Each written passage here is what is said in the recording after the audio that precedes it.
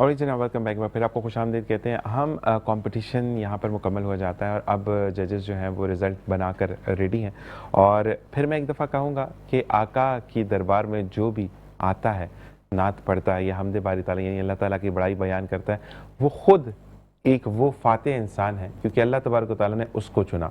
आवाज़ प्यारी, मीठी और सुरीली होने के साथ साथ फिर अल्लाह तबारक व तआला ने उसको उस रस्ते पर गामज़न किया जिस पर वो खुद चाहता है कि उसका बंदा चले। कारी उबैदुल्लाह साहब, आप रिजल्ट अनाउंस करेंगे? जी बिल्कुल शान भाई, माशाल्लाह। कैटेगरी ए में हम अनाउंस करेंगे इस वक्त? जी, पहली कैटेगरी है ए कैटेगरी।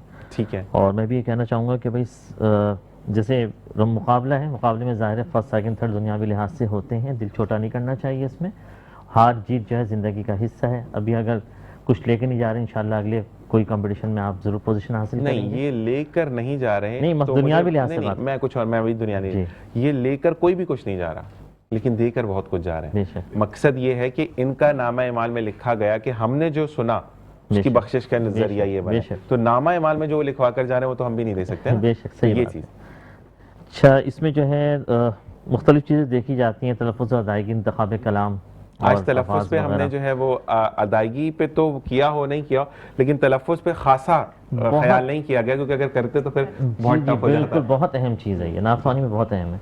अच्छा, इसमें जो है जनाब तीसरे नंबर पे जो आए ना ए कैटेगरी में, वो आए हैं इनामुल्लाह। इनामुल्लाह सामने आ जाइए, तीसरी कैटेगरी सामने आगे आ जाइए, आगे आ जाइए। इनामुल्लाह हैं। और दूसरे नंबर पे आए हैं अली हैदर। अली हैदर आगे आ जाइए बेटा। अली हैदर को आगे कहते हैं, बस बस अली हैदर को पकड़ के ले आए, ठीक है। और फर्स्ट पे कौन है? और पहले नंबर पे जो है मलिहा नईम। मलिहा नईम आगे आ जाइए। माशाल्लाह माशाल्लाह, अल्लाह तबारक व तआला आप सबको जीत मुबारक करे। आप थोड़ा सा आप लोग पीछे हो ताकि डॉक्टर फुरकान जो है वो आपको वन बाय वन, डॉक्टर साहब वन बाय वन करके आपको ये बच्चों को प्रेजेंट करनी है, तो डॉक्टर साहब जो है वो प्रेजेंट करेंगे। तो ये फर्स्ट वाली आप पहले मलिहा फर्स्ट है। मलिहा, ये मलिहा को दे दें। बिल्कुल, बहुत बहुत मुबारक हो मलिहा, माशाल्लाह माशाल्लाह। इसी के साथ अब थर्ड वाले कौन थे? इनका जो थर्ड है, थर्ड इनामुल्लाह। इनामुल्लाह अली हैदर को पकड़ेगा। अली हैदर को भी ये ट्रॉफी देकर आपने जो है, अली हैदर बहुत बहुत मुबारक हो अली हैदर को, माशाल्लाह। और इसी के साथ अली हैदर भी यहीं पे खड़े हैं। दोस्तों अली हैदर को भी पकड़ा दें ताकि वो फिर सॉरी इनामुल्लाह को भी पकड़ा दें ताकि वो अली हैदर फिर उनको छोड़ाएंगे। अली हैदर छोड़िएगा नहीं हाथ से, ठीक है। ये इनामुल्लाह के साथ जाएगी। बहुत बहुत बहुत मुबारक हो। अच्छा जी, जितने भी पार्टिसिपेंट्स आए हैं सबके सर्टिफिकेट्स जो है वो उनको मिल जाएंगे। और वो अब जो है डॉक्टर साहब आप बैठिए। अब बी कैटेगरी के जो फर्स्ट बी कैटेगरी में जो है तीसरे नंबर पे जो है जी जी वो इरम शब्बीर है। इरम शब्बीर सामने आ जाइए प्लीज। बिस्मिल्लाहिर्रहमानिर्रहीम, आ जाइए आ जाइए। अब बेटा आप लोग उस साइड पे चले जाएं ताकि अब जो सीनियर कैटेगरी है वो आ जाए। ओके जी, साथ साथ अब इरम शबीर थर्ड पोजीशन पर है जी। और सेकंड पर कौन है? सेकंड पे मोहम्मद इश्तियाक है। मोहम्मद इश्तियाक सामने आइए प्लीज। और इसी के साथ हमारे जो फर्स्ट पर आए हैं उनका क्या नाम है? फर्स्ट हैं हाफिज बिलाल साहब। बिलाल का मैंने भी ये वैसे ये जजमेंटल मैंने भी सही की थी कि मैंने कहा बिलाल जो है वो फर्स्ट पे होंगे। बिलाल तुम्हारा नाम तो मैंने भी बताया था मेरे भाई। तो डॉक्टर साहब अब आपको खुद ही यह जो आगे वाली है इस पे देख लीजिएगा प्लीज। फर्स्ट, ठीक है। थर्ड पे है, ये कौन से फर्स्ट है? थर्ड है, थर्ड जी। बहुत बहुत मुबारक हो मेरी बहन आपको, माशाल्लाह। इसी के साथ सेकंड पर है, सेकंड पे मोहम्मद इश्तियाक। मोहम्मद इश्तियाक आपके साथ, माशाल्लाह। और फर्स्ट पर बिलाल आएगा और बिलाल ऐसे ही पढ़ते रहना। हाफिज मोहम्मद बिलाल सिद्दीकी। बहुत बहुत मुबारक हो बिलाल आपको भी और तमाम पढ़ने वालों को बहुत बहुत मुबारक। और डॉक्टर साहब क्या कहना चाहेंगे आप जो कि ये फाते यहाँ से शाहीन हमारे जा रहे हैं? जी, कई कंपटीशंस में मुख्तलिफ नौइयत के शरीक होता रहा हूँ, जिसमें नात कॉम्पिटिशन्स भी हैं, लेकिन आज मुझे बहुत खुशी हो रही है जजेस को देख के। उनका जजमेंट मैं मुस्तकिल नोट कर रहा था, नोट्स वगैरह हर चीज़, तो बहुत दियानतदारी से और बहुत तरीके से आप लोगों ने जजमेंट किए, जिसका मैं बहुत मशहूर हूँ, जो बहुत ज़रूरत है वक्त की। और साथ साथ यही चीज़ यहाँ पर इसका सिरा अदनान सुल्तानी के सर जाएगा कि जिन्होंने एक अरसे से ही कोशिश कर रहे थे, फिर सबको गैदर करना फुरकान साहब, और फिर सबको लेकर आना, एक प्लेटफॉर्म पर लेकर आना और एक प्लेटफॉर्म के साथ साथ चीज़ों को देखना, तो बड़ी यहाँ पर जो है वो एक बहुत कहते हैं ना कि एक खुद में कंप्लीट करने वाली बात है। आप जजेस का बहुत बहुत शुक्रिया कि आप लोगों ने हमें ज्वाइन इन Thank किया, you. और क्योंकि हम ब्रेक की तरफ जाएंगे और उसके बाद हमें कुछ मजीद मेहमान ज्वाइन करेंगे, डॉक्टर साहब आप बैठे रहेंगे, आपको हमने बांध लिया इसलिए कुर्सी लगा दी कि आप नहीं उठ सकते, तो जाते जाते अगर आप कुछ कहना चाहें। बस मैं भी जो है मुबारकबाद पेश करता हूँ, और रमीज़ भाई को, आपको, डॉक्टर फुरकान साहब को, और जो है अदनान भाई को ख़ास तौर पे, कि उन्होंने जो है इतना एक बड़ा काम जो है वो सरअंजाम दिया है। अल्लाह ताला जो है इस्तकामत दे और आगे के मामलात में भी बेहतरी करे। आमीन, जी आमीन। नेता जी बिल्कुल, मेरी तरफ से भी यही है कि माशाल्लाह बहुत अच्छा प्लेटफॉर्म मिल गया बच्चों को, जो न्यू आने वाले बच्चे हैं हमारे पास, तो अल्लाह जो है इसमें और बरकत अता फरमाए। आमीन। जी सैरिश। मेरे लिए भी बस यही दुआ है इन बच्चों के लिए कि अल्लाह ताला आगे से आगे और कामयाबी अता हो, और अदनान भाई के लिए भी बहुत सारी दुआएं, आप तमाम के लिए दुआएं, अल्लाह ढेरों कामयाबियाँ दे। आमीन आमीन। आमीन। इसी के साथ हमें कुछ मेहमान और ज्वाइन करेंगे। ब्रेक के बाद देखते रहिए मुस्कुराते सुबह। जी शाना साहब। हाजिर हैं तेरे दरबार में हम, हाजिर हैं तेरे दरबार में हम, अल्लाह करम अल्लाह करम, देती है सदाए चश्मे नम, अल्लाह करम अल्लाह करम। जिन लोगों पे है इन्आम तेरा, जिन लोगों पे है इन्आम तेरा, उन लोगों में लिख दे नाम मेरा, महशर में मेरा रह जाए भरम, महशर में मेरा रह जाए भरम, अल्लाह करम अल्लाह करम। रोज़े की ज़ियारत करता रहूं, रोज़े का नज़ारा करता रहूं, दामन को दुरूद से भरता रहूं, ख्वाहिश है मेरी हर पल हर दम, अल्लाह करम अल्लाह करम। हाजिर हैं तेरे दरबार में हम, अल्लाह करम अल्लाह करम। इसी के साथ हमें नेक्स्ट पैनल में ज्वाइन इन किया है सैयद औरंगज़ेब रिजवी ने, जिन्हें खूबसूरत अंदाज में कलाम पढ़ के यानी हम पढ़ के हमें सेकंड सेशन का दोबारा से आगाज़ किया। बहुत बहुत शुक्रिया आपका। इसी के साथ साथ मेरे हाथ में जो ये आप तस्वीर देख रहे हैं, ये उस दर की, उस घर की है कि जहाँ पर हर मुसलमान जाना चाहता है। मौलाना शारिक अहमद काशफी साहब जो कि उम्रे की अदायगी करके वापस आ चुके हैं, उनको मुबारकबाद भी देंगे entire team of metro one news की जानिब से, हम सब की जानिब से, मेरे तमाम गेस्टों की जानिब से अस्सलाम वालेकुम रहमतुल्लाह। वालेकुम उम्रे की बहुत बहुत मुबारक। अल्लाह पाक सबको जाना नसीब करे। आमीन आमीन। आपके साथ तशरीफ ख्वाह है शबीर शफकत भाई, अस्सलाम वालेकुम। वालेकुम सलाम। कैसे मिजाज है? खुदा का शुक्र है। अच्छा जी, अब हम बात करेंगे थोड़ी सी हालात हज़रा पर, और सबसे पहले आपका बहुत बहुत शुक्रिया इस तस्वीर के लिए कि अब ये मेरे साथ रहेगी इंशाल्लाह। और हम जब ये रमज़ान ट्रांसमिशन कह रहे थे, जा रहे थे, उस दिन मैंने कहा आपकी तस्वीर बड़ी अच्छी है, तो कहते हैं मैं वहाँ से तुम्हारे लिए लेकर आऊँगा दिशा, तो बहुत बहुत शुक्रिया आपका। अच्छा जी, अब हम हालात हाज़रा पर अगर बात करें, डॉक्टर साहब आपसे शुरू करते हैं, फिर हम शबीर भाई की तरफ आते हैं। मुझे ये बताइएगा कि हमने पेट्रोल की प्राइसेस अब कर दी, अब कल नोटिफिकेशन एक जारी, उसको जाली करार दे दिया, तो मतलब बढ़ाने में जल्दी और कमी करने में देरी क्यों? ये बड़ी बदनसीबी है हमारी सही कि इस वक्त अल्हम्दुलिल्लाह पाकिस्तान का जितना मोराल अप हुआ है, ख़ास तौर से हमारी पाक फ़ौज का अल्हम्दुलिल्लाह, और पूरे मुल्क का, कि दुनिया में इस वक्त वो है, अगर इसको हमने अभी मेंटेन नहीं किया तो फिर दोबारा कहीं हम पीछे न चले जाएं। इसमें हम सबका, सियासतदानों का भी और आवाम का भी हाथ है कि हम आवाज़ नहीं उठाते, क्योंकि जब कोई चीज़ बढ़ती है तो उसका भी कंट्रोल होता है दुनिया भर में कि आपके पास कितना स्टॉक था जब आपके पास नया स्टॉक आएगा तो रेट बढ़ेंगे, लेकिन यहाँ तो पहले से तैयारी की हुई होती है, बंद कर देते हैं, तो ये चीज़ें अच्छी नहीं है। दूसरा ये कि मेडिसन, क्योंकि मेरा ताल्लुक मेडिसन से भी है, ये बहुत संगीन नौइयत इख्तियार कर गया है। प्राइस, जिसको मैं बार बार दोहराता हूँ कि हमारे यहाँ प्राइस कंट्रोल कमेटीज़ जब तक फ़ाइल नहीं होंगी, जब तक ये मामला कभी नहीं संभलेगा। चीज पड़ी भी होती है, वो पता है वो 30,000 की, उसको 48,000 का मस्त बेचना लेना है। ओपन रोड जिस तरह सोना और दीगर चीज़ें हैं, पेट्रोल ओपन मार्केट की तरह, आप मेडिसिन की प्राइसेस देखें, हर महीने वो अब हो रही होती हैं, कभी कम होते नहीं देखा मेडिसिन को मैंने। ऐसे ही है। एक दफ़ा एक बहुत फेमस मेडिसिन कम हुई थी, उसके प्राइस तकरीबन 50% हो गए थे, वो बंद ही कर दिया उन्होंने। अब क्या होता है, जो चीज़ प्राइस नहीं बढ़ती है, जिसकी प्राइस नहीं मिल रही होती है, उसको बंद कर देते हैं। अब जो नया कानून आया है जिसमें जेनेरिक नेम से दवाएं लिखने की उसका हुक्मनामा है, उस पर भी तो अमल करवाना है ना इदारों को, इदारे उस पर अमल करवाएं तो कुछ बेहतरी आ सकती है। ऐसे ही है, और हमें बेहतरी के लिए जो है वो चीज़ों को खुद देखना। जी शफीर भाई, आप क्या कहेंगे इस बारे में? दरअसल बात यह है कि हमारे पास, मैंने बताया कि विजन नहीं है, यहाँ पे विजन नहीं है और कौम के लिए पेन नहीं है लोगों के पास।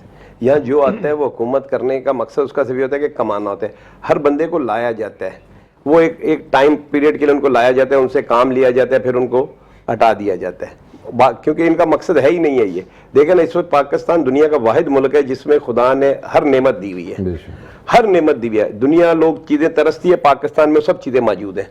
लेकिन यहाँ बदनसीबी ये है कि पाकिस्तान को कायदे आज़म और लियाकत अली खान के बाद कोई हुक्मरान अच्छा मिला नहीं।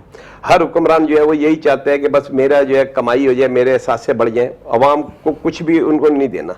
आप देखें ना, पेट्रोल हमारे पास वाफर मकदार में, हमने कहा जी नहीं पेट्रोल में कमी आ गई। मैं कल मुझे एक बंदे ने बताया मेरे इलाके में, वो बोल रहे हैं जी गैस की जो शॉर्टेज थी, वो आए हैं, गाड़ियाँ वाले आए हैं, उन्होंने चेक किया, उन्होंने बोला आपकी लाइनें सारी क्लियर है, लेकिन पीछे से उन्होंने बंद की हुई हैं।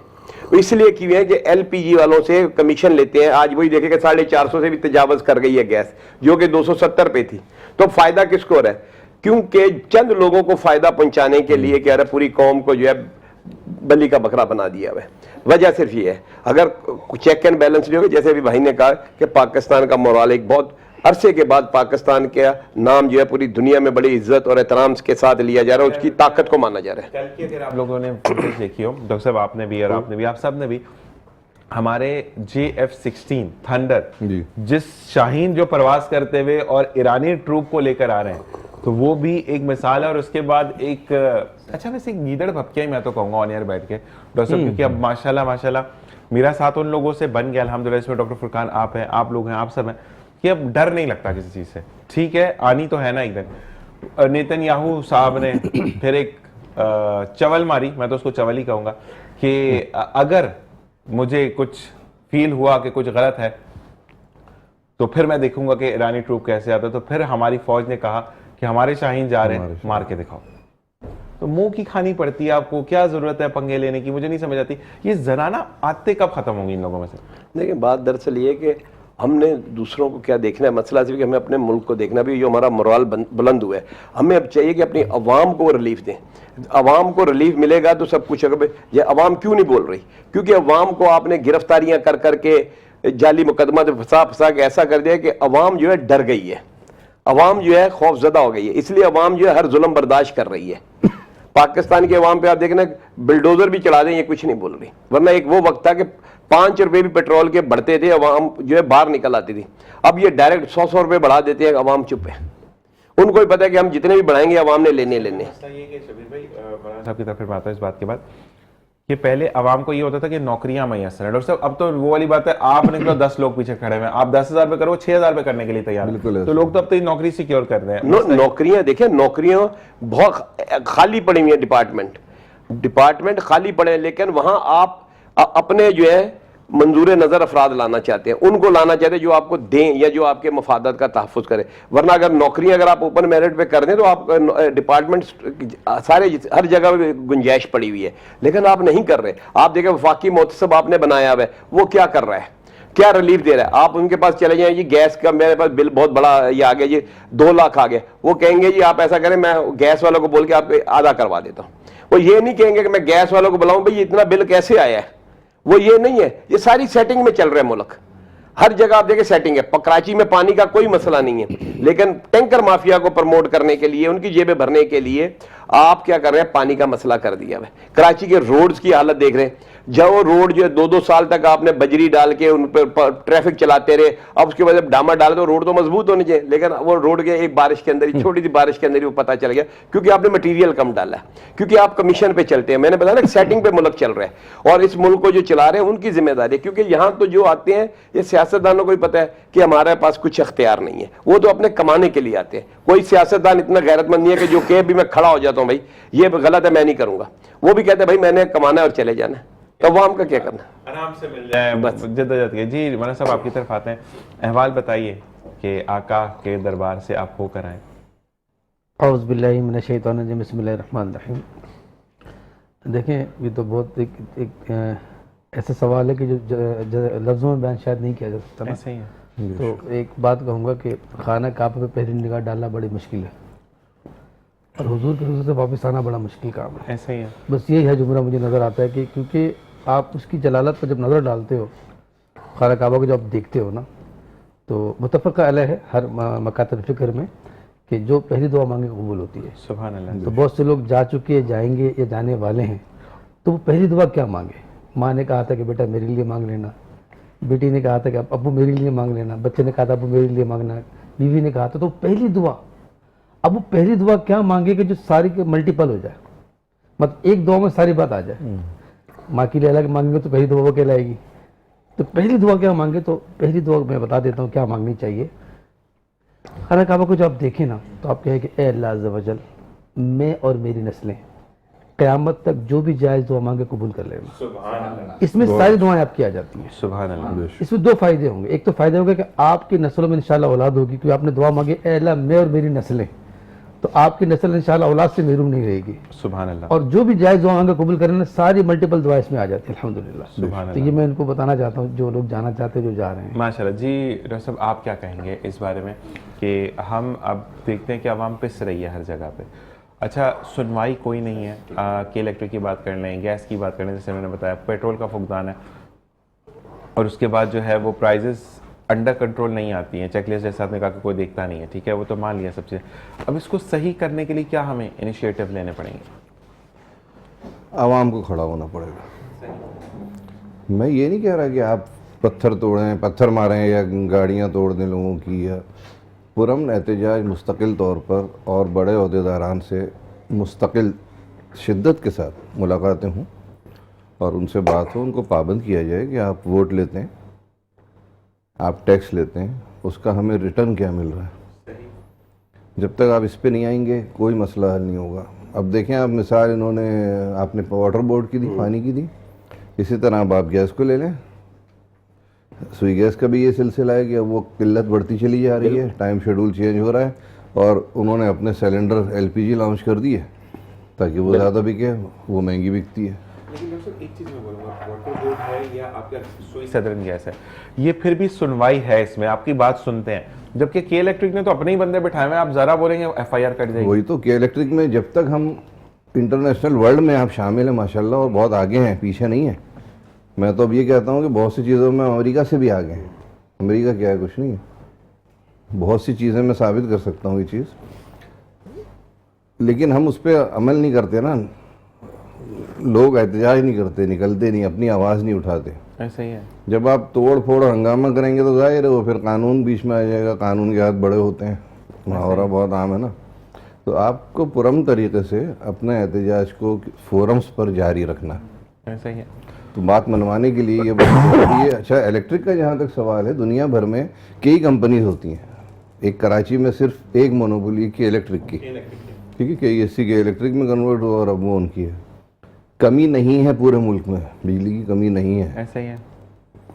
तो क्यों मोनोपोली है? आप कम से कम 4 कंपनियों को दे दें, कराची के 4 जोन 4 में बांट दें, या ओपन कर दें, अलाउ के ठीक है आप फ्रीली कंपनीज जो हैं वो अपने अपने रेट्स पर बेचें। पेट्रोल तक मैंने देखा है, ऑस्ट्रेलिया में देखा है कि रेट अपने अपने होते, लोग दूर डलवाने जाते हैं, वहाँ थोड़ा सा सबर्ब एरिया में सस्ता होता है।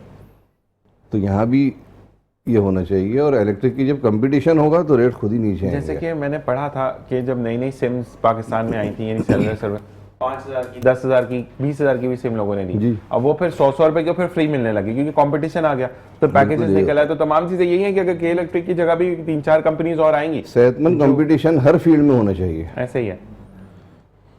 लेकिन इस पे सोचा नहीं जाता, पाकिस्तान की आवाम को पीसा जाता है। सोचा नहीं जाता, आवाम नहीं सोचती है। आवाम कहती है पानी नहीं आ रहा, टैंकर डला लेंगे, गैस नहीं आ रही, सिलेंडर ले लेंगे, लाइट नहीं आ रही, जनरेटर लगा लेंगे, सोलर लगा लेंगे। ये हल नहीं है।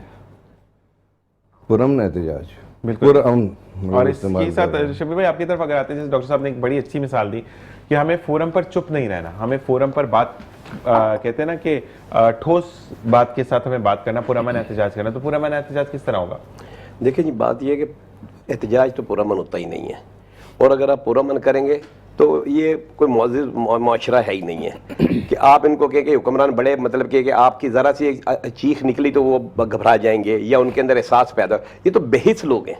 आप देखिए गिलगित के अंदर हुआ, कश्मीर के अंदर एहतजाज हुआ, सारी अवाम निकली, पुरअमन नहीं था वो, लेकिन वो उन्होंने किया अपनी आवाज़ भी। और उन्होंने क्या किया, आज उनके फिक्स हो गए हैं बिजली के बिल, उनके गैस भी मिल रही है, सारा कुछ है।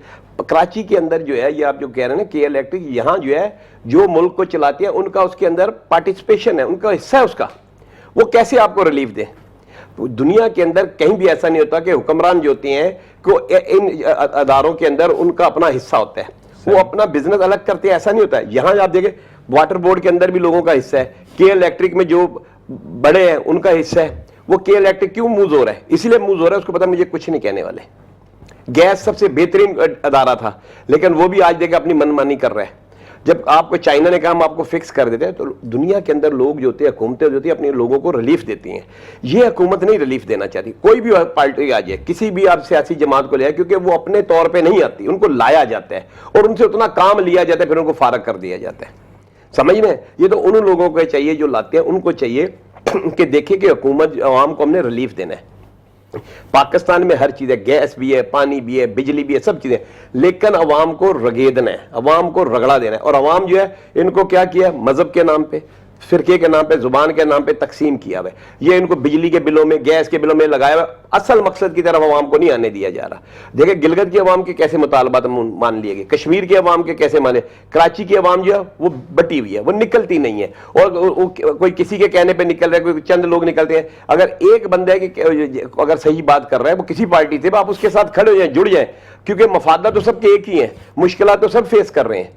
क्योंकि आज आप देखें ना, कराची के लोग, आप जाके देखें, आपको जो बढ़ रही है वो दस्तरखान बढ़ रहे हैं शहर के अंदर, और हर जगह आपको नौजवान जो है मुनशियात पीते हुए सरेआम रोडों पे मिल रहे हैं, लोग बेरोजगारी में मिल रहे हैं, आपको फुटपाथों पे लेटे हुए मिल रहे हैं। ये चीजें में इजाफा हो रहा है। और अगर ये हमारे हुक्मरान हमारे होते तो इनको अवाम की फिक्र होती, कोई फिक्र नहीं है। आप ये दावे करेंगे, बातें करेंगे और सारी चीज। अब अगर आप कहें कि अवाम वोट ना दे, तो अवाम के वोटों से आते कब नहीं है? अवाम का तो कंट्रीब्यूशन ही कोई नहीं है। अवाम सिर्फ यही कर सकते हैं, मुत्तहिद हो जाए और निकले और अपना जो है हक मनवाए, बेशक मर जाए, कुछ हो जाए, लेकिन आने वाली नस्लों के लिए एक अच्छा काम कर जाए। अच्छा, साथ साथ और एक बात कि पहले कोई भी चीज़, तो सब पहले कोई भी चीज़ होती थी ना तो रकम की जाती थी, उसको नहीं कहते कि सुनहरे हरूफों में लिखा जाएगा। आजकल वो सुनहरी हरूफ ब्लैक हरूफ की तरफ जाना है कि ये इसने इससे बदतर किया तो इससे अब नए बदतर होने क्या वाला है, अगर मैं गलत नहीं हूँ तो। ऐसा ही है ये माहौल जो चल रहा है। एग्री करता हूँ। ऐसी चीज़ है ना। हम सऊदीया की अगर बात पूछते हैं, वहाँ पर एक कहते हैं ना कि लोगों का एक भीड़ होती है, एक झुंड होता है जिसमें लोग आते हैं, वहाँ पे खाना भी मिल रहा है, पानी भी आबे ज़मज़म सबको मिल रहा है, लोग कतार में भी जा रहे हैं। तो वहाँ पर इतना निज़ाम कैसे बेहतर है, जो पाकिस्तान में इतना छोटा होते हुए भी, सऊदीया से तो हम छोटे हैं, तो फिर भी निज़ाम नहीं चला पा रहे। बिस्मिल्लाह। देखें, जिस कौम में कानून की बालादस्ती होती है ना, एग्जैक्टली, वो कौम सुधर जाती है। मतलब एक शुरता खड़ा होगा, पुलिस वाला खड़ा होगा और 2000 लोग गुजर रहे, किसी की जरूरत नहीं कोई लाइन को क्रॉस कर ले। उसको ये पता है कि ये जो शुरता है ना, इसके यानी कि जो खड़ा है वो कानून की बात करेगा। अच्छा, जब ये कानून किसी को पकड़ेगा तो उसको ये भी पता है कि मैं इसको, अगर मैं किसी को पकड़ के आगे रेफर करूंगा तो उसको पैसे लेके छोड़ नहीं देगा उससे। मतलब उन्होंने निज़ाम बनाया। उनको पता है कि जो कानून मुझे सिखाया गया है ना, तो मेरा बड़ा भी इस पर अमल करेगा। मतलब यहाँ प्रॉब्लम ये है कि बस बहुत तकलीफ के साथ करना पड़ता है कि लोगों को पता है कि अगर मैं कोई गलत काम करूंगा मुझे कोई पकड़ लेगा, तो वो कहते हैं ना कि बहुत तकलीफ से कह रहा हूँ कि रिश्वत लेते पकड़ा गया तो रिश्वत दे के छूट जा। तो यहाँ का ही कानून हो चुका है। असल में आप किसी भी तो लोग फिर इस तरीके से फिर क्या होता है कि लोग अपनी मनमानी करते हैं, तो कानून की बालादस्ती हो जाए। देखें, तकलीफ दे अमल था, 5,000 10,000 का चालान बन रहा था, मतलब मैं मानता हूँ कि गलत था, लेकिन आप मुझे बताएं कि लोग फिर सेट होना शुरू हो गए थे, सिग्नल क्या- पे खड़े हो रहे हैं लोग। फिर लोग सिग्नल पे खड़े हो रहे हैं, बेल्ट लगी हुई नजर आती है। लेकिन एक बात मुझे डॉक्टर साहब, आप भी बाहर ट्रैवल कर चुके हैं, आप लोग भी ट्रैवल कर चुके हैं, आप भी मैंने कभी भी मतलब 2-3 मुल्कों में तो मैंने देखा, लेकिन मेजॉरिटी में मैंने ये देखा कि जो ड्राइवर है वो हेलमेट पहनकर बाइक को रोड करेगा, पीछे वाला नहीं पहनेगा। जी, जी। अच्छा, कराची के अंदर जो शारा फैसल पर अब मुझे एक बंदे ने बताया कि मेरा चालान होगा, क्योंकि वो बाइक सर्विस पे काम करता है, तो कहता मेरा 10,000 का चालान होगा क्योंकि पीछे वाले ने हेलमेट नहीं पहना था। तो मैंने कहा पीछे वाले ने क्या हवा रोकनी है, क्या करना है? नहीं देखिए, नहीं, पीछे वाले के लिए भी कहा गया कि उसके लिए अगर एक कहा गया। एक्सीडेंट होगा पीछे वाले पे भी तो होगा ना। नहीं, लेकिन मसला ये है कि अगर एक बंदा जिसके पास नहीं अफोर्डेबिलिटी, उसके चालान वो सख्त 10,000 रुपए कैसे देगा? उसके- सेफ्टी इज गुड, हाँ, वो ज्यादा है, मसला वो ये ठीक है है। कि आपने फिक्स ही कर दिया 10,000 रुपए। देखिए भाई, बात यह है कि हम लोग जो है ना सुधरते नहीं है। जब तक ज्यादा चलान नहीं होगा ना, हम बाद में, अब आप मुझे बताएं, मैंने बड़े बड़े बंदों को देखे, आप देखे भी सिग्नल के ऊपर खड़े होते हैं। अच्छा, खड़े भी होते हैं। अच्छा, एक चीज और मैं डॉक्टर साहब आपसे भी और आपसे भी रिक्वेस्ट करके बोलूंगा, जेब्रा क्रॉसिंग से पीछे खड़े होना, क्योंकि जेब्रा क्रॉसिंग पैदल चलने वालों के लिए है। Exactly, अगर मेरी थोड़ी सी नॉलेज है तो सही है। अच्छा, हम जेब्रा क्रॉसिंग को भी क्रॉस करके खड़े होते, जहां सिग्नल लगा होता उसके साथ खड़े इसमें होते। एक बात ऐड ऑन करूंगा कि अब कानून की बालादस्ती की बात चल रही है। अब बड़े चालान, ठीक है, बड़े चालान आपने कर दिए, इसके बाद अवाम को बेनिफिट क्या मिला? मतलब अगर आप अवाम पर, वो कहते हैं कि जज्जा और सजा जिस माशरे में होगा काम, यानी कि वो माशरा सुधर जाएगा। हमें सजाएं तो मिल रही हैं सुशांत भाई, ये कर लोगे तो टेंशन हो जाएगी, पानी इतने महीने की पानी खरीद के ले लो, बस हमें सजाएं मिलनी, जजाएं नहीं मिल रही। तो कानून की जहाँ बालादस्ती होती है तो कानून सिर्फ अवाम के लिए नहीं, हुक्मरानों के लिए भी कानून होता है। लेकिन जो हुक्मरान होते हैं। जब तक इम्प्लीमेंटेशन ऑफ लॉ नहीं होगा, वो बकौल मजीद लाहौरी साहब का शेर है, वो लेके रिश्वत दे फंस गया है, दे के रिश्वत छूट जाए। ये चीज़ ख़त्म करनी होगी और इसमें आवाम का बहुत कंट्रीब्यूशन है। आवाम चाहे, आवाम अकेला कोई नहीं कर सकता। अच्छा, जहाँ तक आपने एहतजाज की बात की, मैं ज़रा सा बैक जाऊँगा। एहतजाज पुरअमन दुनिया में होते हैं, लेकिन वो मजबूत होते हैं। तो इसका मतलब ये नहीं है कि आप लोगों की गाड़ियों को नुकसान पहुँचाएं, बिल्डिंगों को आग लगाएं या इमलाक को नुकसान पहुँचाएं, कौमी इमलाक को। वो आपके हमारे टैक्स से तो बन गई ना। ये दर्द नहीं है आवाम के अंदर, अवाम इनको अपनी दुनिया चीज़ें भर भी में समझते होते हैं एहतजाज। अगर 2 रोड है तो एक रोड ब्लॉक होता है, उस पर भरपूर एहतजाज हो रहा होता है। मीडिया कवरेज का दौर है, पूरी मीडिया कवरेज कर रही होती है उसको, वो आवाज़ उठती है। ज़रूरी नहीं है कि उसमें आप मार कुटाई या फायरिंग या आग बाहर के लगाएं। लोगों का तो ये है ना कि आपने थोड़ी सी भी किसी को एहतजाज हुआ तो गवर्नमेंट जो है हरकत में आ जाती है। अभी आप देखें कि अभी आप देखें ना, अवाम के लिए लोग करते हैं। अभी देखें, अमेरिका का एक पायलट जो था वो ईरान में गिर गया जी, आप देखें कि उन्होंने अपनी पूरी सोर्सेज लगा के अपने बंदे को लेके आकर, मुफ्त में तो नहीं किया, कितना खर्चा होगा, कितनी एफर्ट्स होंगे। ये भी बात क्लियर हो गई है कि उन्होंने लित्तर मारते हुए उसको, ये भी क्लियर कर दूंगा ऑन एयर बैठ के, कि जब ट्रम्प साहब भी पता नहीं कौन सा सस्ता नशा करके बात करते हैं, मुझे तो उसकी भी समझ नहीं आती। मसला ये है कि जब उन्होंने बोला कि हमने 250 जहाज भेजे जो लेकर आया, तो उन्होंने लित्तर मारते हुए उसकी तस्वीरें लगाई हैं साथ ही। तो मकसद ये है कि वो तो छोड़ ही दे, वो तो बात ही नहीं, मेरा बड़ी मतलब अपने लोगों के लिए लोग करते हैं, हम अपने लोगों के लिए, हमारे लोग। अभी मुझे बता रहे थे, एक बंदे ने कल ही मुझे कहा कि यार कोई जिना में वाकफियत है। मैंने बोला क्यों? बोला यार कीमो करवाना है। तो बोल रहे जी इंजेक्शन नहीं है उसके लिए, तो आप ऐसा करें, यहाँ हमारे पास कोई अवेलेबल नहीं है। मैंने कहा गवर्नमेंट तो दे रही है। बोलते नहीं यार 45,000 का लेकर आए हैं, तो वो बेचारी यतीम औरत है, उसका कुछ भी नहीं है, तो आप कुछ मदद करवा दें।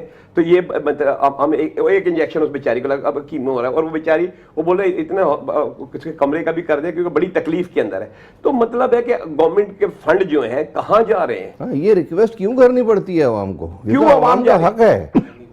हाँ, यकीन करें कि आपको जाकर, जब आपको तो पता जी, था, जी, तो बिल्कुल, मसला बिल्कुल। ये है कि हाथ जोड़ने पड़ता है बकायदा कि यार बहुत तकलीफ ये हो रही बात है, ये देख लो। बिल्कुल सही ये है। नहीं ठीक होना है। चाहिए। बेड के लिए मिन्नतें करनी पड़ती हैं, बिल्कुल, अप्रोच लगानी पड़ती है। चीज़ डॉक्टर साहब, वो तो फिर थोड़ा सा अपना आप दिखाओ। ये एक मैसेज आया आपके लिए कि अस्सलाम वालेकुम डॉक्टर साहब को। सबसे पहले तो मैं इस वक्त इनको जो है वो DHA फेज 7 से देख रहा हूँ। डॉक्टर साहब से ये बात करनी है कि मैं लास्ट ही ऑफलोड हुआ एयरपोर्ट से। एक दार बंदा वो लाइन तोड़कर जो है वो मेरे सामने आया। मैंने कहा मेरा नंबर है, तो उसने कहा कि मैं यहाँ का ABCD, मैं ऑन एयर नहीं बोल सकता, वो हूँ। तो कहते, मैंने कहा तुम जो भी हो, इस वक्त मेरा नंबर है, मैं आगे जाऊंगा। तो कहते उन्होंने मुझे माँ की गाली दी। तो फिर मैंने कहा कि तुमने अपनी नस्ल दिखा दी और मुझे ऑफलोड कर दिया गया कि ये बंदा पैसेंजर बदतमीज़ है, ये इस एयरलाइन में जाने के काबिल नहीं है। तो मकसद ये क्या बदतमीज़ी कि अगर आप कोई भी ओहदे का है तो आप लाइन तोड़कर अंदर चले जाएंगे? अगर उसके लिए भी कानून सज़ा हो और सुनवाई हो तो किसी बड़े से बड़े में भी ये जरूरत नहीं होगी। जैसा सऊदी अरब की बात हम कर रहे थे कि वहाँ शुरू, आप तो एक शुरते को कह रहे हैं, अगर वो ना भी हो तो भी खौफ है कि अगर पकड़े गए तो गए। शुरते को पावर दी हुई है आपने, मैं तो आपकी सब आप ही की बातें कोट कर रहा हूँ। मैं तो बाहर ट्रैवलिंग रहती है मुसलसल मेरी, जेब्रा क्रॉसिंग से भी 1 फुट पीछे ऐसे ही है। आप ना खड़े हो तो फौरन फोटो खिंच जाती है, आपके चालान आ जाना।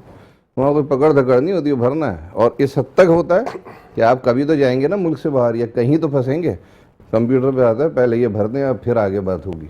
इम्प्लीमेंटेशन अलाउ डंडे से ही नहीं होता, नहीं तरीकों से भी होता है। बंदे को इम्पावर करें ना, पाबंद करें। मैं यूरोप में था, देखिए भाई, तो मेरा दोस्त है पुलिस वाला अंग्रेज, मैंने कहा यार मेरा कोई सामान वामान है तो ऐसा ना कस्टम वाले तंग करे, तो आप ऐसा करें यूनिफॉर्म में आना। और उसने मुझे क्या कहा, उसने कहा भाई यूनिफॉर्म में अगर मैं आऊंगा ना तो मेरी नौकरी चली जाएगी। बिल्कुल। मैंने कहा वो क्यों चली जाएगी? वो बोलेंगे कि तू एयरपोर्ट पे ऊपर तेरी ड्यूटी है, तू यूनिफॉर्म में आया, तू इधर अपना इन्फ्लुएंस पे डालना चाहता है। यानी कि इतनी सख्ती है। और हम तो बकायदा ढंके की, जैसे अभी आपने बताया कि वो बलंगो दो कह रहे हैं कि जी मैं ये हूं, हालांकि अगर कानून की हुक्मरानी है तो उस बंदे को ऑफलोड किया जाता, उस बंदे को मारा जाता, उसको सजा दी जाती कि तू ये क्या करेगा, तो गलत कर रहे हैं जी। और जिनसे आपने भी ये सवाल किया है वो बिल्कुल वैलिड है, ये होता है, लेकिन उस पर आपको अपना हक लेने के लिए थोड़ा आगे बढ़ना चाहिए, थोड़ा शोर करना चाहिए। लोग करते हैं, ऐसे वाकया सामने आते रहते हैं। सर मसला ये कि फिर वो लॉबी एक हो जाती है ना, आपको तो पता है इंटरनेशनल और डोमेस्टिक का, सारी लॉबी अपनी है, जो अंदर वाले हैं वो आपकी नहीं सुनते हैं। एयरपोर्ट पे आप पिछले 2-2.5 महीने से देख रहे होंगे कि बाहर ट्रॉली माफिया भी बन गई है। वो पावरफुल हो गई है, पता है ना, ट्रॉली माफिया। वो आपको ट्रॉली नहीं देंगे, ट्रॉलियां स्टक करके रखते हैं और बाहर लोग 1-1, 1.5 घंटा यानी 3 घंटे पहले तो वैसे ही जाना होता है इंटरनेशनल फ्लाइट पे। तो इसका मतलब है उनके ऊपर किसी का हाथ है तो वो कर रहे हैं ना, लोडर की क्या पोजीशन है। उससे बुरा हाल ये है कि बिजनेस क्लास और वीआईपी में 2000 रुपए देके आप टक्कर के इन हो जाएंगे।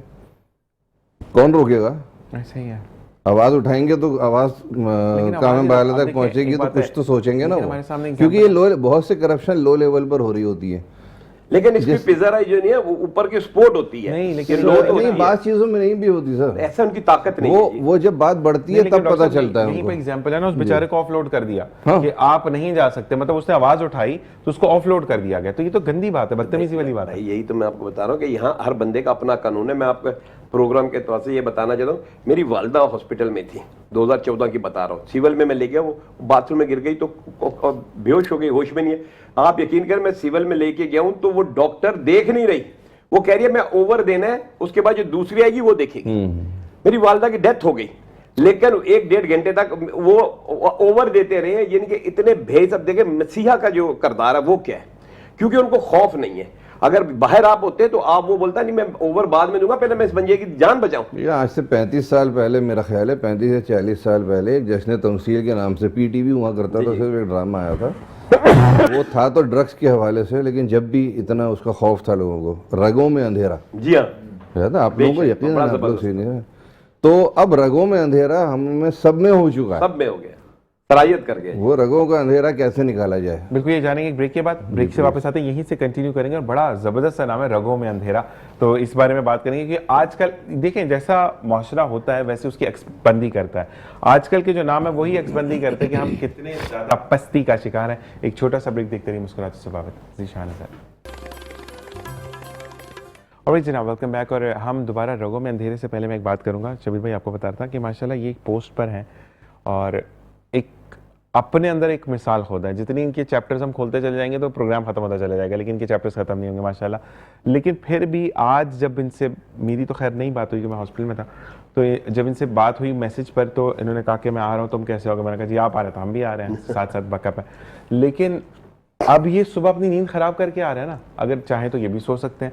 सुबह ऑल द वे तहज्जुद के बाद इनका मैसेज आ जाता है सुबह बखैर का, ठीक है, वो ग्रुप बनाया इन्होंने सब कुछ।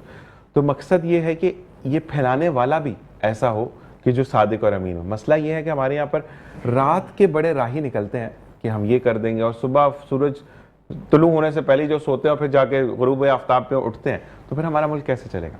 देखिए जी, मुल्क तो खुदा का शुक्र है कि ये मुल्क हर नेमत से जो है पूरा और खुदा चला रहे हैं। लेकिन सिर्फ इनको जो है ना चलाने वाले सही मिल जाए ना, तो यकीन करें पाकिस्तान जो है ना दुनिया का सुपर कंट्री बन जाएगा।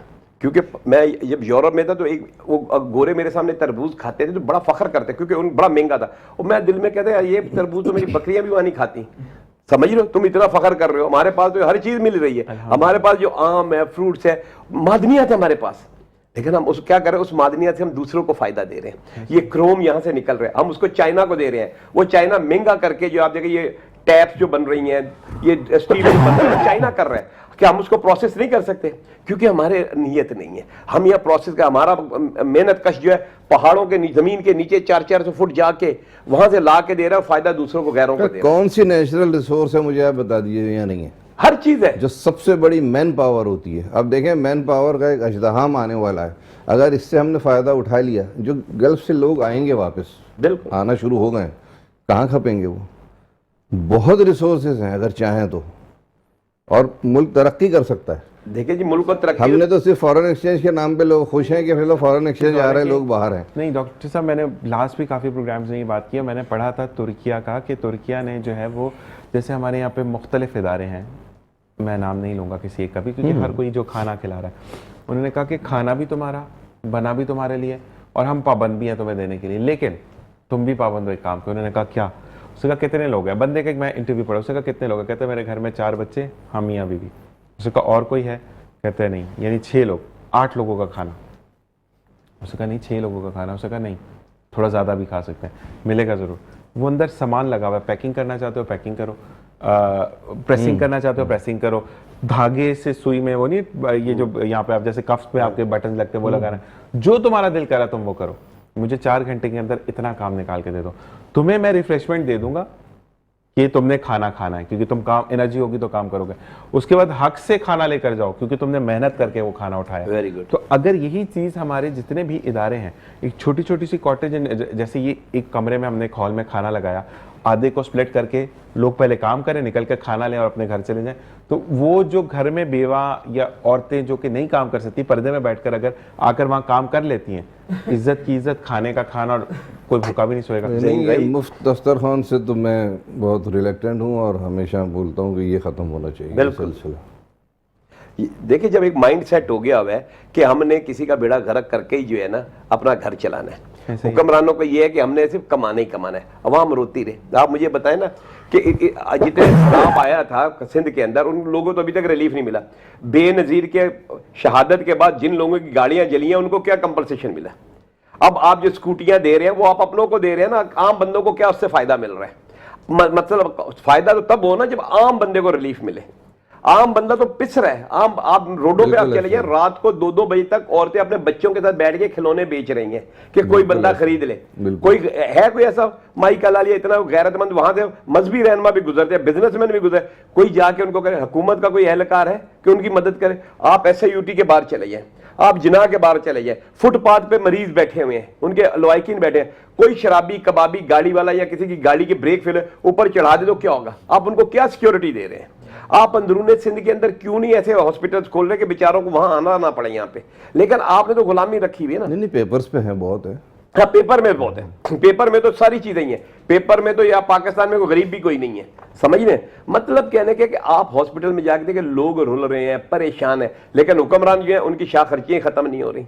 लेकिन क्या किया जाए, क्योंकि ये हमारे ऊपर जो है खुदा नेमतें बरसा रहे हैं, ये हमारे के ऊपर जो है अजाब बरसा रहे हैं ये हुक्मरान जब हमारे ऊपर आ जाए। और मैं आप वसूख से कहता हूं कि एक मुझे बता दे कि कोई भी हुक्मरान आपके लिए अच्छा सोच सकता है। बातें बहुत होंगी, इलेक्शन में प्रोग्राम भी बहुत अच्छे, सब ने कहा जी हम 300 यूनिट देंगे इलेक्शन से पहले, किसने दिए? आप मुझे बताएं ना कि किसने दिए? 300 यूनिट की जगह 600 यूनिट भी बिल आपने भरना है, यूनिट हम आपको देंगे। उन्होंने कहा यूनिट हम देंगे, बिल आपने भरना है। देखिए ये बात उन्होंने कहा 300 यूनिट तक फ्री है। यहाँ पे मैं ये बात 300 यूनिट तक फ्री है। नहीं, देखिए फ्री वाली बात वो भूल गए। उन्होंने कहा 300 यूनिट देंगे, आपका मीटर नहीं भी चल रहा तो 300 यूनिट आएंगे। डॉक्टर साहब इस पे तो आप गवाह हैं, ये तो बात गलत नहीं की, मैं हुकूमत के साथ उस बार तो बिल आपने भरना है। उन्होंने ये नहीं कहा था कि फ्री वाला, उन्होंने कहा गलती होगी। वो तो जब बिलावल भुट्टो जरदारी साहब से भी बात हुई तो उन्होंने कहा कि वो थोड़ा सा स्लिप ऑफ टांग हो गई थी, तो वो मसला हो स्लिप की टांग से जो है ना कौम स्लिप हो गई है। वही वाली नहीं, असल में हुक्मरान अगर आवाम के रिलीफ के लिए काम करें ना तो लोग उनके कदम चूमें आपके लिए सवाल और है उनको दोबारा भी कहेंगे कि आप दोबारा भी आए भाई, कुछ तो किया आपने। एक बंदे जो है वो इस वक्त बैठे हुए हैं कतर में, और वो देख रहे हैं। उन्होंने मैसेज किया है, अब्दुल अफजल नाम है उनका। उन्होंने कहा कि अभी ट्रंप ने एक ट्वीट किया जिस पर ये कहा कि आबनाए हुर्मुज़ से जो जहाज गुजरेंगे उससे फीस लेने का ईरान मजाज नहीं है। तो जहां अमेरिका टूल टैक्स लेता है, सब लेता है, तो वो कहां से मजाज हो गया? इसके बारे में आपकी क्या राय है? अगर हम कहेंगे तो शिकायत होगी। मतलब एक नॉर्मल फिनोमेना में कि ईरान का हक है वहां से टैक्स लेना या नहीं? सिंपल। नहीं, मेरा तो ख्याल है कि नहीं है। नहीं है? नहीं है। ठीक है, लेकिन अगर जबरन आप पे कोई मुसल्लत करे, गुंडागर्दी नहीं होनी चाहिए। गुंडागर्दी वाली बात हो रही है। ठीक है जी, एक आलमी गुंडागर्दी भी तो है ना। बिल्कुल ऐसा ही है, और वो हर लेवल पर है। तो ये आलमी गुंडागर्दी। अच्छा, और एक बात है कि अल्हम्दुलिल्लाह कि ईरान ने ये साबित किया कि मुसलमान, एक बात है ना कि तुमने तो जिस पर किया उनके पास तो कुछ था ही नहीं। देखिए, मसला ये है कि जो क़ुव्वत ईमानी और क़ुव्वत जहाद जो है, मैं आप तस्दीक करेंगे यकीनन इस बात की, उनको उसका खौफ तारी है। ये तो हमारी नाअहली है कि हम उसको साबित नहीं करते। देखें, अभी साबित किया ना, ईरान ने साबित किया तो फतह मिली। ऐसा ही है, ईरान ने किया साबित तो फतह मिली। तो इसी तरह अगर वही इकबाल की बात कि एक हो मुस्लिम हरम की पासबानी के लिए, तो काश हम एक हो जाएं। और वो हम एक तरह अपने डायरेक्ट नहीं होंगे, हम एक महल्ले से लेके चलेंगे, इलाका, महल्ला, शहर, मुल्क और फिर कई मुल्क, तब जाके होगा वो। बिल्कुल ऐसे जी। अमर साहब, क्योंकि हमारे पास वक्त कम है, तो मुझे ये बताएगा कि वो लोग, क्योंकि आज हम वो टॉपिक पे बात नहीं कर रहे, लेकिन एक ऐसा वजीफ़ा कि जिसके थ्रू हम जो हैं वो मुश्किलात आती हैं तो हम अल्लाह की तरफ तो रुजू करना ही करना है, क्योंकि अल्लाह के सिवा तो कोई नज़र नहीं आता। लेकिन मुझे बताएं कि हम ऐसा कोई वजीफ़ा बता दें कि हम अच्छे हाल में भी अपने रब को याद रखें। बिस्मिल्लाहिर्रहमानिर्रहीम। कि सबसे पहले तो याद रखिएगा कि 1 लाख लोग मिल जाएंगे, 1 लाख मसले बताने वाले, लेकिन मंजूर नज़र वो होता है कि जो मसलों को हल करने वाला हो। ठीक है। प्रॉब्लम ये है कि हमारे ना असल में हम शिकवे शिकायत बहुत करते हैं। ठीक है। हमारे ये जब हम नेमतों में नीचे देखेंगे और नेकियों में ऊपर देखेंगे, ज़िंदगी संवर जाएगी। मिसाल के तौर पर मैं सिर्फ जुम्मे की नमाज़ पढ़ता हूँ, मैं उससे देख रहा हूँ कि जो नमाज़ी नहीं पढ़ता, मैं कहता हूँ मैं बड़ा अच्छा हूँ। हालांकि मुझे ये नहीं करना, मुझे ये करना था कि जो तहज्जुद गुजार था मुझे उससे देखना था। तो नेकियों मुझे देखना था ऊपर।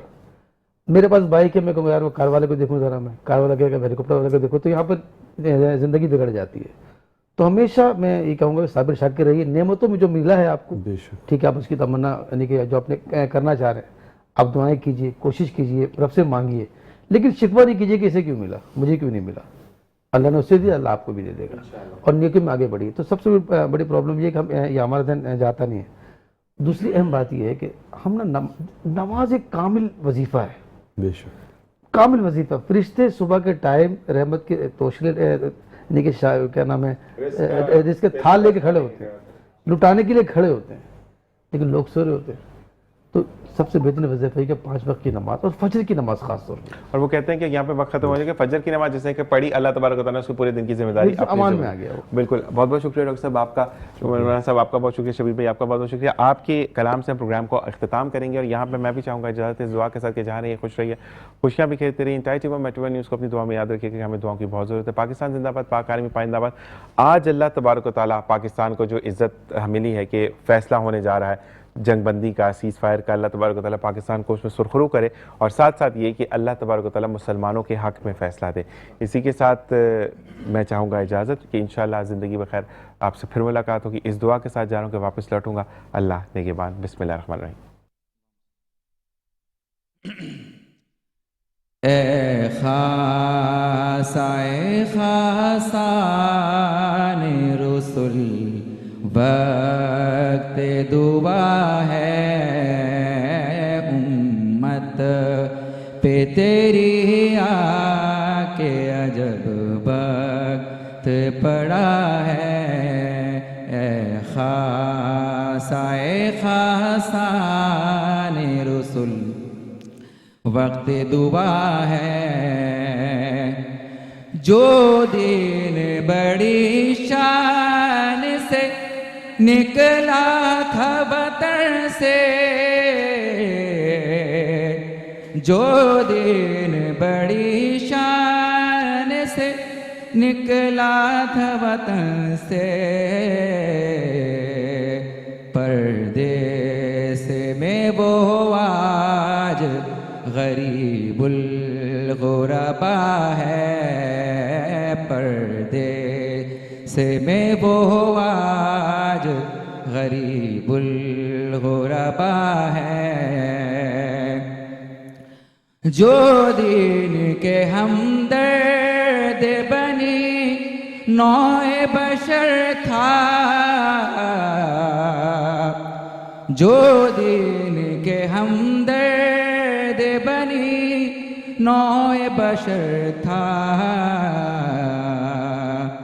परदेस में वो आज गरीबुल गुरबा है। अब जंगो जदल चारों तरफ इसमें बपा है। अब जंगो जदल चारों तरफ इसमें बपा है। साए खासाने रसुल व